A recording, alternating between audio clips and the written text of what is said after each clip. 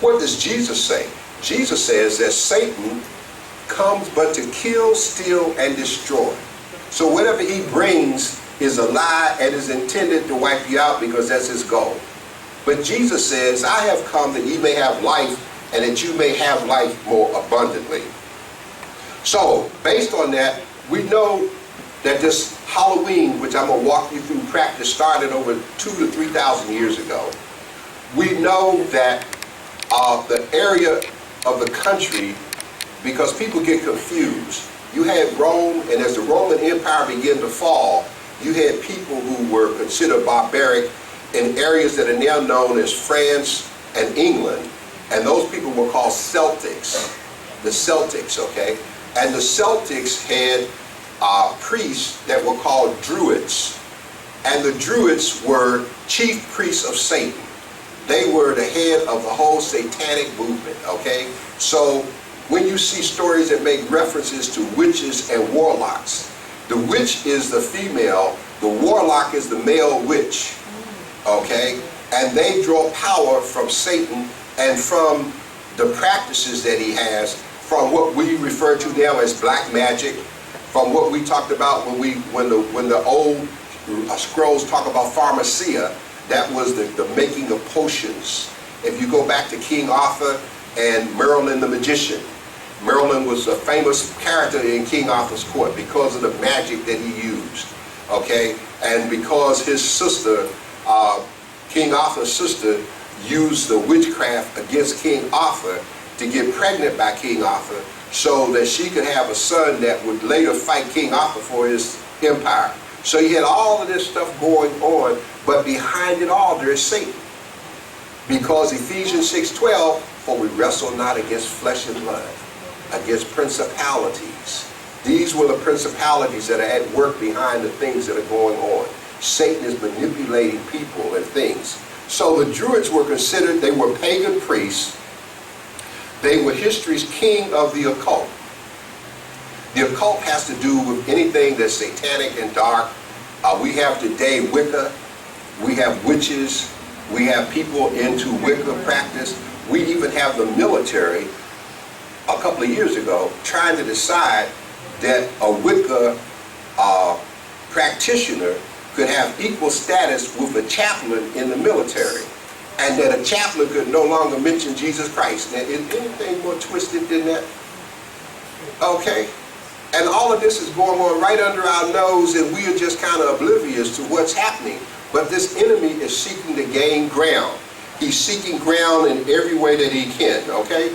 So the Druids had these practices, and the Druids had two chief holidays, okay? They had one holiday which celebrated the birth of spring, Beltran it was called, and it was celebrated May 1st. Now that's very interesting, pagan practices, because when we go back and we look at Easter, remember, and we looked at the Easter bunny and the egg, and we know that rabbits don't lay eggs, okay?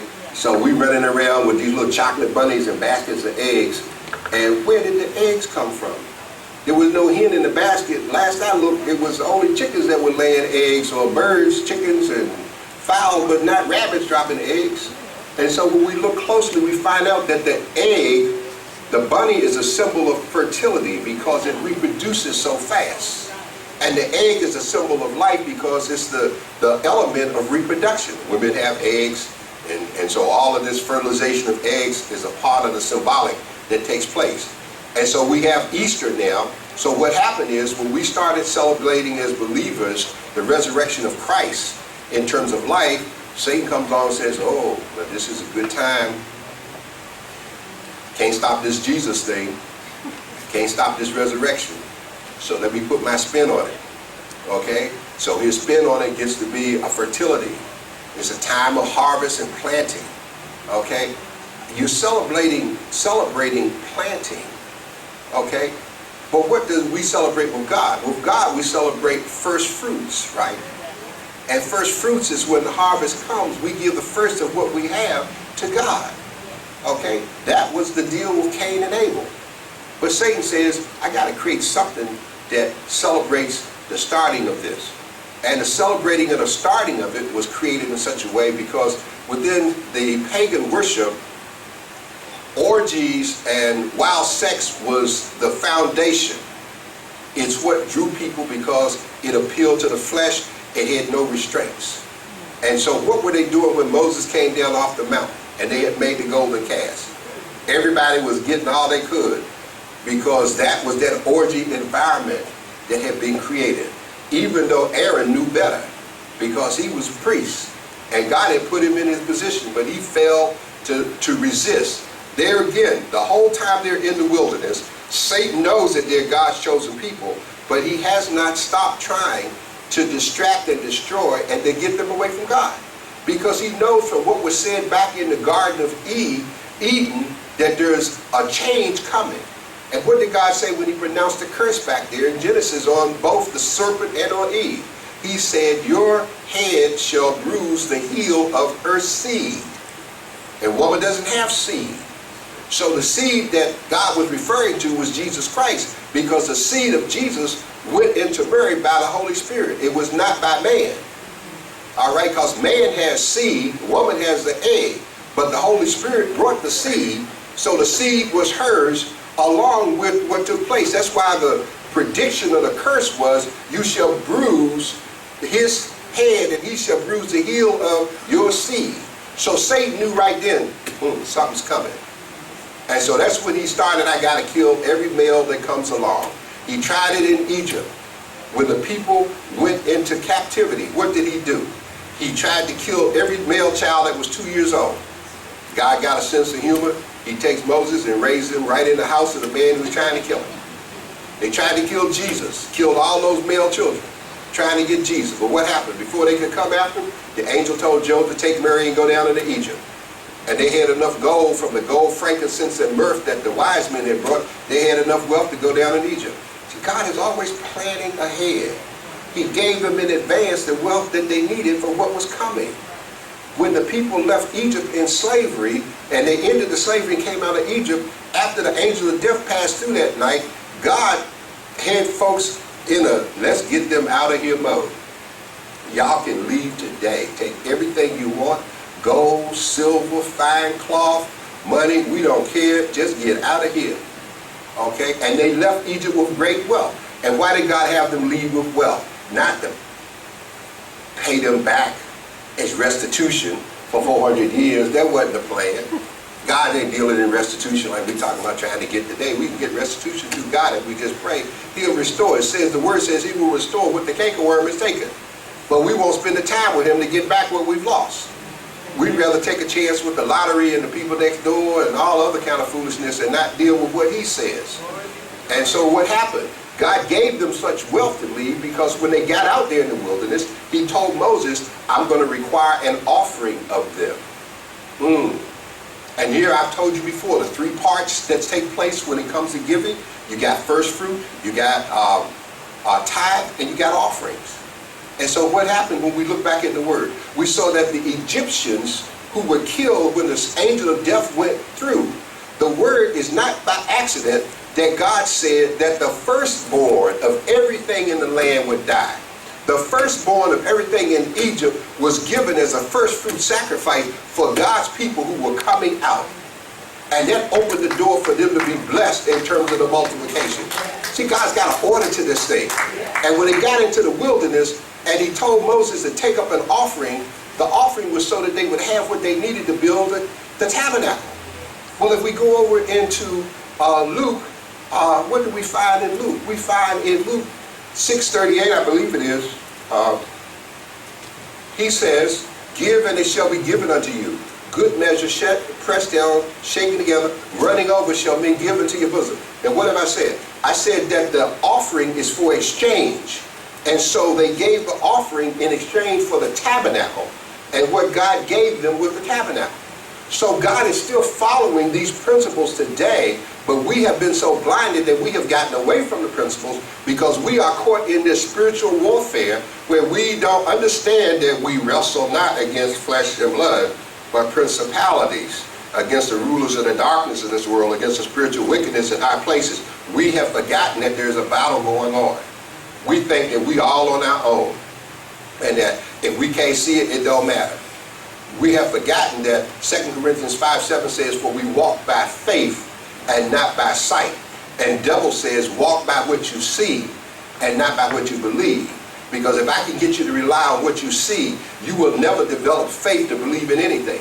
And if I can get you to go by what you see, your emphasis will always be subject to doubt and unbelief. And if you are subject to doubt and unbelief, I have kept you away from God. Because the word says that without faith, it is impossible to please him. That's what the word says. So if you don't have faith, you can't please him. And if you don't have faith, your prayers mean nothing, because your prayers go no place. Because the word tells us in James that the fervent prayer of a righteous man availeth much. And for fervent means the sincere, the earnest, the hard prayers of a righteous person yields results. And if we don't pray in sincerity and earnestness, we can't expect results. That's why some of us pray all the time and nothing ever happens. Because we ain't praying right, okay? So let's come on down to this Halloween thing that we are to. Because all of this now, hopefully, is going to start coming together for you. And you're going to see that Satan has a pattern that's taking place. Do you know that the Druid practice I first mentioned, May 1st, that was the practice for the start of the harvest season. The end of the harvest season was November 1st. November 1st signified the end of that time. And November 1st is when there was to be, and there was a great celebration because the time had ended. The celebration involved human sacrifice. The celebration involved all kinds of satanic practices that had been passed down. The whole celebration was called, Satan's name was spelled S-A-M-H-A-I-N, Shamhan. Shamhan was the name that the Druids and the Celts gave to Satan and his celebration. And what happened on November 1st? November 1st was the day of celebrating the closing of time. It was time of all of this witchcraft and activity. And the idea was that on November 1st came that there was a magical opening of the veil between the world of darkness and the world in which we live. Okay? Wow. Now, you say, well, that's strange. We'll hear a reference to a veil. Well, wow. Let's go in the New Testament. There's a reference to a veil on the day that Christ died. Because when Christ was crucified, the word tells us that the veil in the temple, which separated the outer part from the holies of holies, where only the priest could go, that the veil was torn from the top down. And that's very significant. From the top down meant that the tear came from heaven. If it had been from the bottom up, the tear would have come from man. But the tear came from heaven from the top down, so that now, because of the blood sacrifice of Jesus, we have access to him, and we can go into the holies of holies, and we no longer need the man with the rope on it to go in. So then we are seeing a breakthrough. So Satan says, I got to do something about this thing, because I got to get people to understand that you don't have to follow this God that they want you to follow. So what happens? This celebration that the Druids had was about to die out. But in the year 835, there was a Catholic Pope by the name of Pope Gregory IV. And Pope Gregory IV, bless his heart, thought he was doing the right thing. He knew that there had been this cultural celebration, and so they were trying to counter it by having an All Saints Day. And the All Saints Day was to be an All Holiness Day.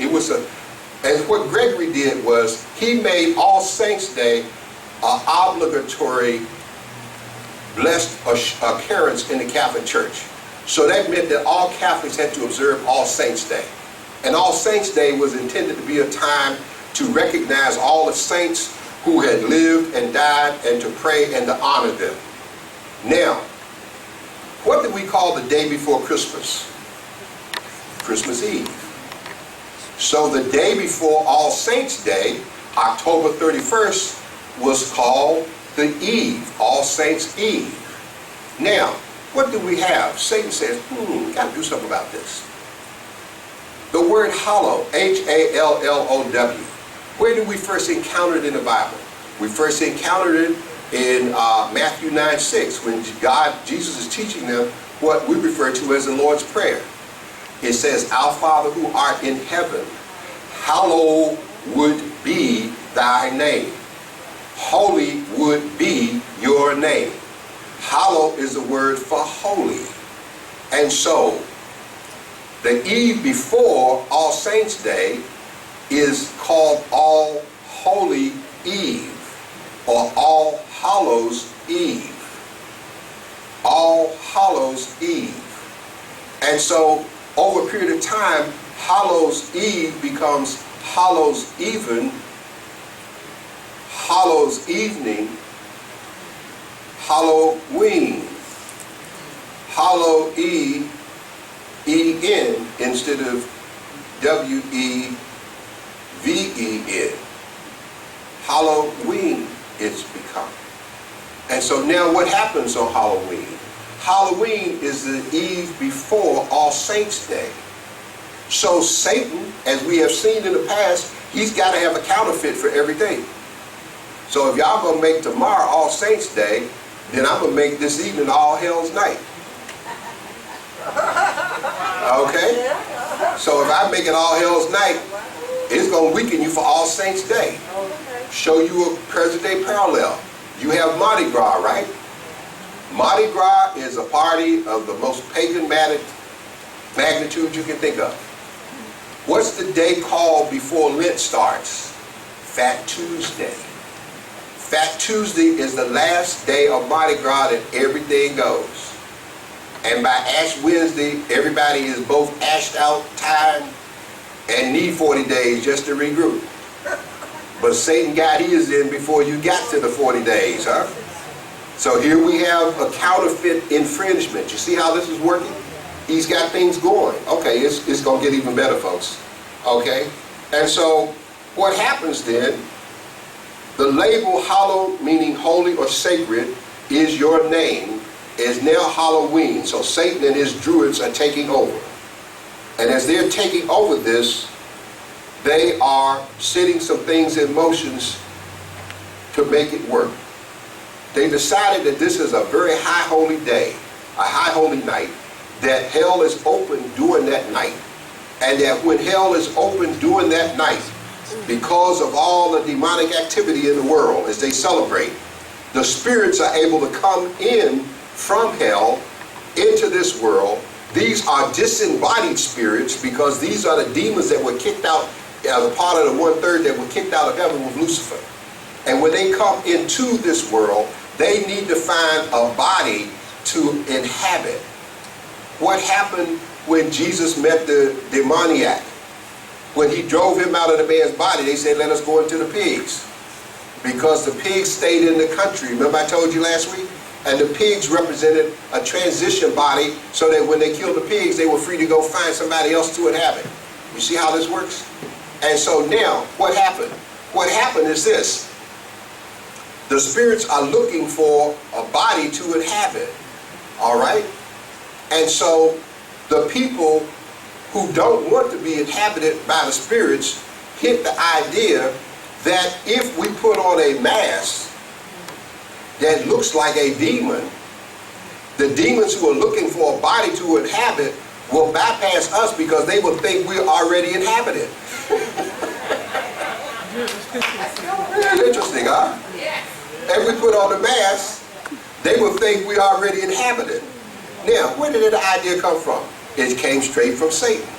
Because what happens when people put on masks, and you try this with kids, when they put on a mask, they try to take on the characteristics and the personality of the mask that they put on. So the door is open for that spirit to be taken in. But we've been told it's okay. Get a bag of candy, a couple of little trinkets, it's okay. Who are you? I'm a witch. Yeah. And the witch is getting in the door, getting the foot in the door. That's all he needs is a foot in the door, right? Okay, so it is a night of celebrating hell and death. Oh, you wait till I get nailed to the jack-o'-lantern. Oh, all these people with pumpkins, if they knew this, there'd be a trash pile of pumpkins tomorrow. Okay? Why is the pumpkin so important? The pumpkin is so important, and the pumpkin is connected to the beheading that's taking place right now in the Islamic countries. Did you know that? Okay, because to cut off the head of an enemy was considered taking the soul of that enemy, because it was believed that the soul was in the head. And so when they beheaded people, they hung the heads on a stick. You've seen the movies, the head on a stick. They put the head sometimes around the neck of their horses. They put them in their tents, but they kept that head because that head manifests power over that enemy that had been killed. Because when you looked at the head, you know the body ache wasn't doing nothing. And you had them. You got the head, it don't matter where the body is.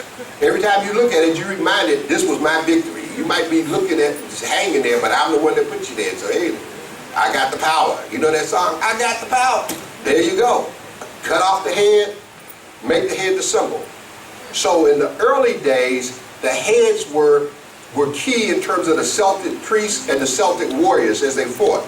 As the time came down, approaching what Pope Gregory did, and time began to move, they decided that Satan was smart.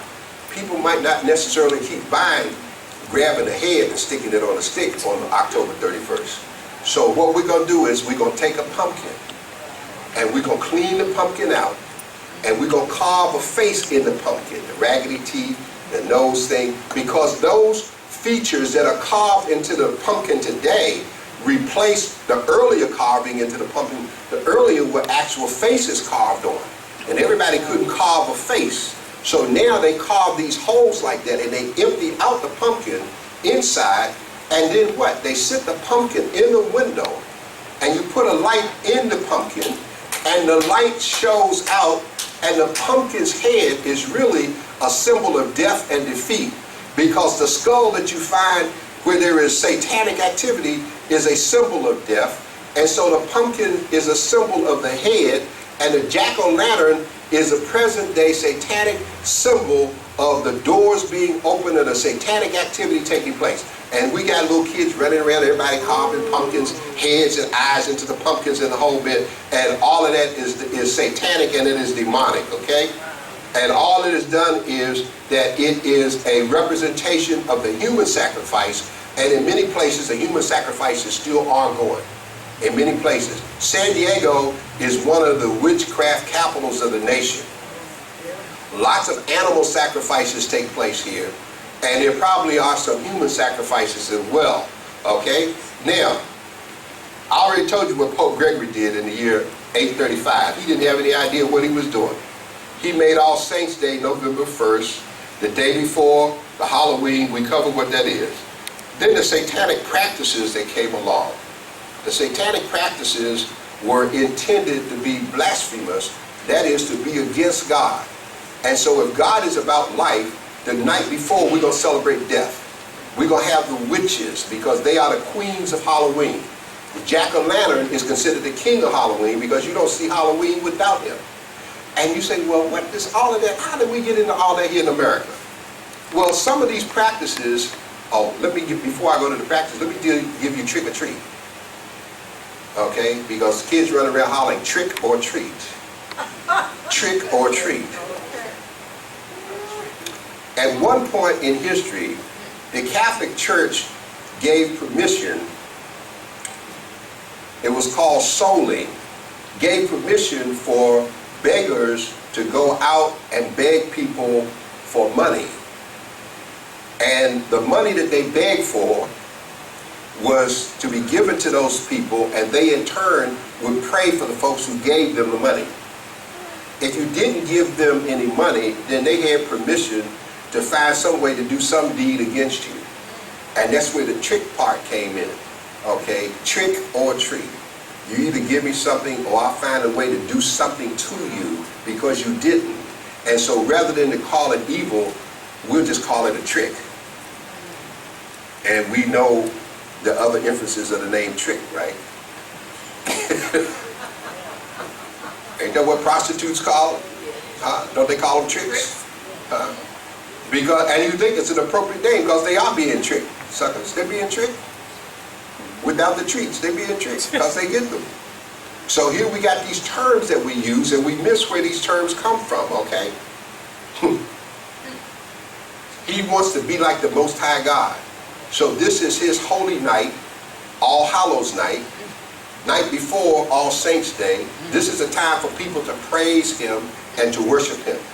Now, we just had a movie come out called The Ouija Board. And I hope nobody in here goes to see that movie. I hope nobody in here goes near a Ouija board. I was somewhere the other day, and there were two girls in the store talking, and one was making the observation about having had a roommate down the hall at school that had a Ouija board. And I overheard her say she went by the door, and when she went by, she felt uncomfortable. And I just kind of kept going. Some years ago in this church, and I won't name who, there was a person who had a daughter that went off to school. And the daughter ended up with some roommates, UCLA, and the roommates had a Ouija board. And the roommates would be playing with this Ouija board all the time. When she came home on one occasion and mentioned the Ouija board, I told her and the mother that you need to get her out of that room and away from those people. They didn't listen to me. Wasn't long after that, the child started having thoughts of suicide, wanted to kill herself. The mother and the father brought the child to me for prayer for all of them. But they didn't understand that they had opened a door. They had opened a door messing with that board. Halloween opens a door for Satan to come in because you dress up, and what better than the children? The children have open spirits. And so what is the church doing? The church has an All Saints Day and allows kids to dress up in nice little outfits and stuff. But that's not enough. Because the church ought to be having a prayer sit-in that carries us through the next day, which is All Saints Day. It should be All Pray Night, October 31st. We ought to be praying like never before. Because when do the demonic spirits come out? They come out at midnight. And where are we at midnight? Sleeping. And they gaining a toehold while we sleep. This is spiritual warfare, folks. Now, I want to give you something. There is a website for what's called the Church of Satan. I want to tell you what the Church of Satan says about Halloween. Quote, it gives even the most mundane people the opportunity to taste wickedness for one night. Wow. They have a chance to dance with the devil. Wow. I see Satanists all over the world meeting in small groups this night. And Halloween, 500 years hence, to raise a glass to the infernal host. Wow. These people are serious about Satan. And we need to wake up and smell the coffee and stop playing around. Okay? There's a lady who was a former occultist named Johanna Mickelson. And she wrote a book called Like Lambs to Slaughter. And in her book on page 192 she says, Halloween is also a prime recruiting season for Satanists. A prime recruiting season. You all dressed up like demons, you look like Elvira. It ain't hard to get the guys to follow Elvira. No. Everybody got that low-cut, sexy dress on and everything, and they just get into it, into Halloween. And it's into the church. I've told the story before. When China was a little girl at City Tree School, they had Halloween, and I used to take her to and from school. And I went there one eve after school on Halloween to pick her up. And what happened was, there were parents there in costume. And they had apple bobbing. Okay? Apple bobbing is an old satanic practice because there was a thing called apple magic associated with the Druids in that period.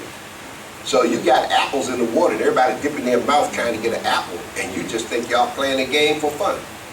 But there's a satanic overture to it. And I'll never forget, there was this one lady there who was dressed like a cave woman. She had on this leopard skin. She didn't have any leotards like women wear when they exercise. It was just all flesh. And it was about 2 sizes too small. And sister was standing up, bending over, apple bobbing. So you about know what she was showing, right? And this is in church. Down